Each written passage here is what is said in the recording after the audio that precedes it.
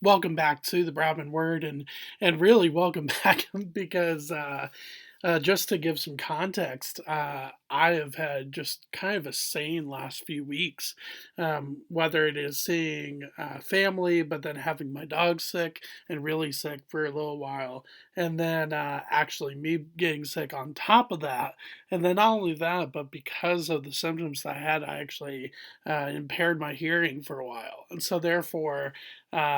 That's why it's taken so long for me to get back on here. Obviously, I'm very, very happy to be back on. We are going to pick up with our talk about the local church, and today we are really going to look at what does it mean to be doing life together. And there's a passage in scripture we're going to look at, but we're also going to look at this book, and this is a very important book to read. It is called Life Together by Dietrich Bonhoeffer. It is one of the greatest books on the church that I've read. So we'll talk a little bit about that book here in a second. But first, turn with me to Acts chapter 4. Acts chapter 4, verses 32 through 37. We're going to spend the next couple of videos on this. This one talking about life together, and then one more after this next Tuesday. But today, we are going to be looking at Acts chapter 4, 32 through 37, when it now it connects to living together as believers. So, Acts chapter 4, verse 32. Now the full number of those who believed were of one heart and soul, and no one said that any of the things that belonged to him was his own, but they had everything in common. And with great power the apostles were giving their testimony to the resurrection of the Lord Jesus, and great grace was upon them all. There was not a needy person among them, for as many as were owners of lands or houses sold them, and brought the proceeds of what was sold, and laid it at the apostles' feet, and it was distributed to each as any had need. Thus Joseph, who was also called by the apostles Barnabas, which means son of encouragement, a Levite, a native of Cyprus, sold a field that belonged to him, and brought the money and laid it at the apostles' feet. So we have the picture of this local church in I believe Jerusalem at this point in Acts chapter 4. Yes, in Acts chapter 4 we're still very much in Jerusalem. The spread of Christianity to the rest of the world doesn't really take form until Acts chapter 8, on the right after the stoning and the martyrdom of Stephen, in at the end of Acts chapter 7. So here we're still seeing the disciples and the believers in Jerusalem. However, it's cool to see how they're described. Verse 32, believed were one of those who believed were of one heart and soul.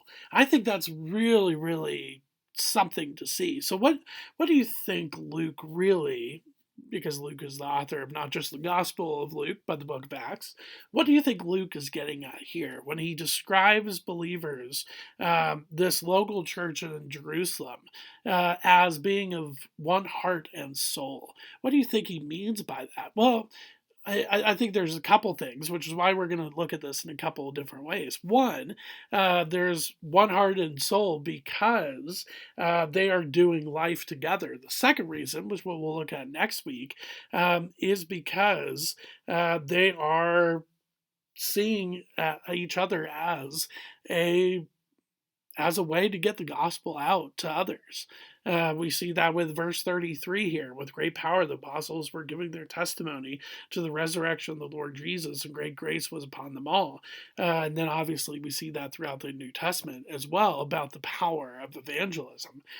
But here, I think we really see it in this idea of life together. Verse 34, there was not a needy person among them, for as many as were owners of lands or houses sold them, and brought the proceeds of what was sold, and laid it at the apostles' feet, and it was distributed to each as any had need. Now, the big question with this passage is this. is this an example that we are to follow to the T, or is there something that we can take from this on more of a lesson way? Like, do we have to do exactly what is said here? We have to take everything that we've worked for and give it all up, and put it in the hands of, um, and just take the proceeds and live off other people, or other believers as they do, with you. Yes and no. So obviously, I think here's something that we should keep in mind. If the Lord is asking you to give something that you've worked hard for, you do it. As long as you believe that this is what the Lord is calling you to do, to give this up, then you give it up. The things that the Lord will show you afterwards are so much more worth the thing that you are giving up, even though it's hard to see that in that moment. But in that moment, though, yes, we are to give those things up. Now, does that mean that just because Acts chapter 4 says so, that I should go and sell my home and that I should live on the streets with my family? Of course not. I think there's a little bit, of both to it. One, yes, we should be ready to give up the things that the Lord calls us to give up, to sacrifice for the good of the gospel, for the good of our Christian walk. But at the same time, we're also supposed to be in the space where, yes, we don't literally have to give up our homes, if the Lord is not calling us to, but we should make our homes open to the local church. Um, One thing that I found very, very encouraging is whenever a couple in the church, or especially a pastor in the church, opens their home, to those within the church. Doesn't mean that you should go to your pastor's home at 3 o'clock in the morning. Please don't. Please don't. But just the idea that, okay, I want to use my home as a ministry tool in some way. I think that's kind of what we're getting at here at the end of Acts chapter 4. Yes, there is this literal specific view that we should give up things that the Lord calls us to.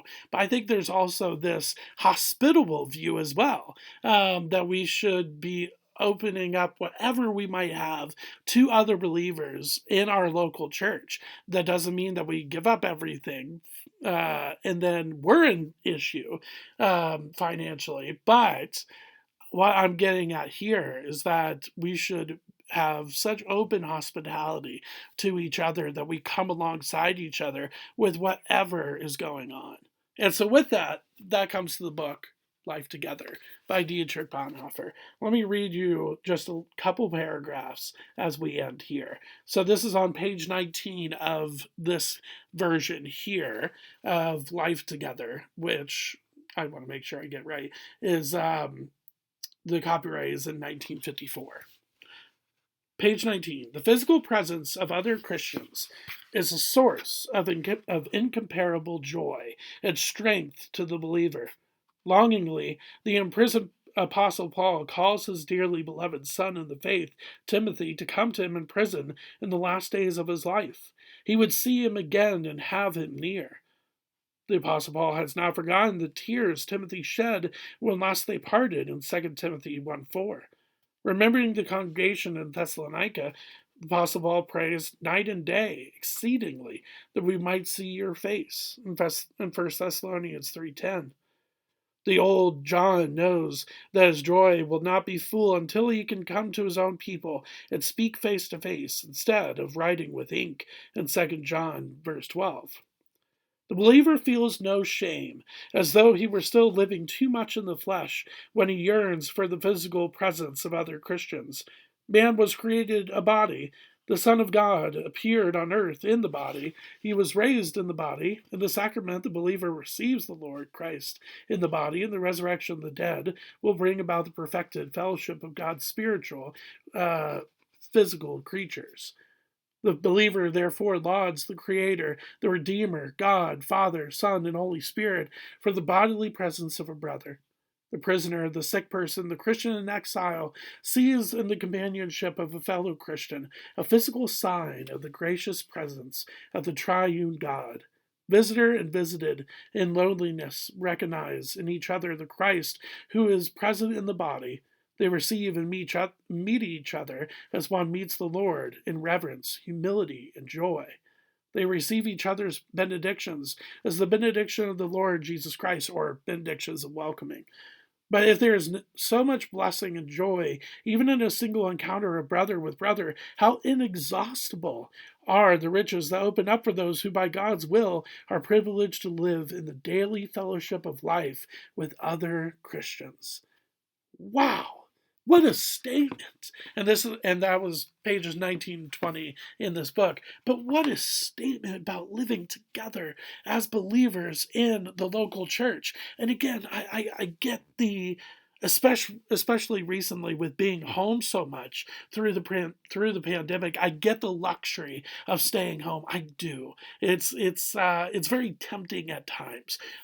But what Dietrich just brought to the table there, what we see in Acts chapter 4, there's no comparison.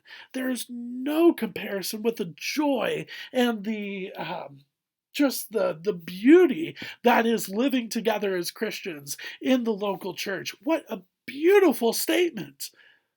I just For me, that's why I love this book, but that's why I love trying to share about the importance and the value of being in the local church.